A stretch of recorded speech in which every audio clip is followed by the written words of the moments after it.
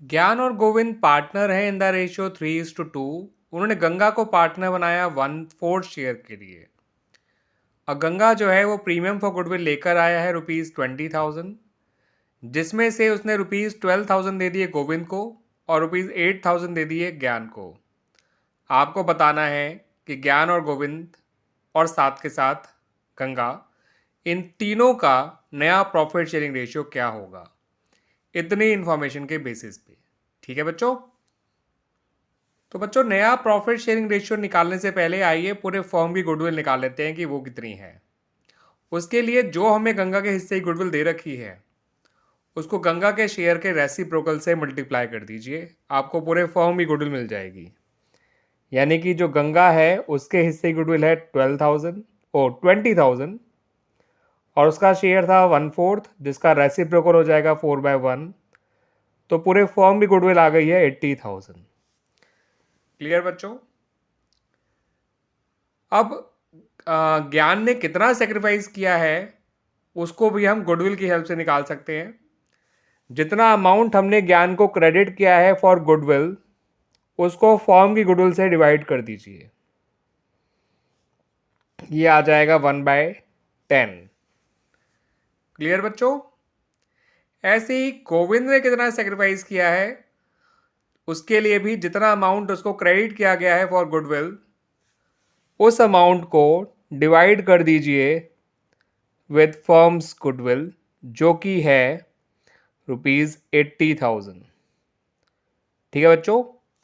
ये आ जाएगा बच्चों 3/20। ठीक है। ये 12,000 था, 12,000 अपॉन 80,000 करेंगे। ठीक है बच्चों। तो ये आ जाएगा 3/20। तो अब हमें इन लोगों के सेक्रीफाइस मिल गए हैं, बट सेक्रीफाइस में थोड़ा सा एडजस्टमेंट कर रहा हूं मैं। ज्ञान के सेक्रीफाइस को 2/20 लिख रहा हूं, ताकि अगर हमसे कहे कि सेक्रीफाइसिंग रेशियो क्या है तो हम बता सकते हैं, वो आएगा 2:3। ठीक है बच्चों। ये तो आ गया सेक्रीफाइसिंग रेशियो ऑफ ज्ञान एंड गोविंद। क्लियर बच्चों।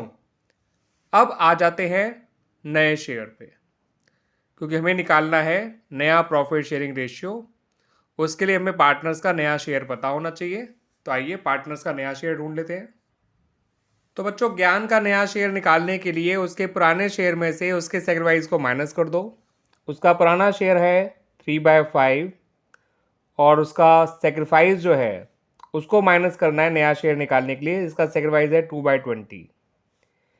सॉल्व करेंगे तो ये आ जाएगा बच्चों 10/20। ठीक है बच्चों, जिसे हम 1/2 भी लिख सकते हैं, लेकिन 10/20 ही रहने दीजिए। ठीक है बच्चों।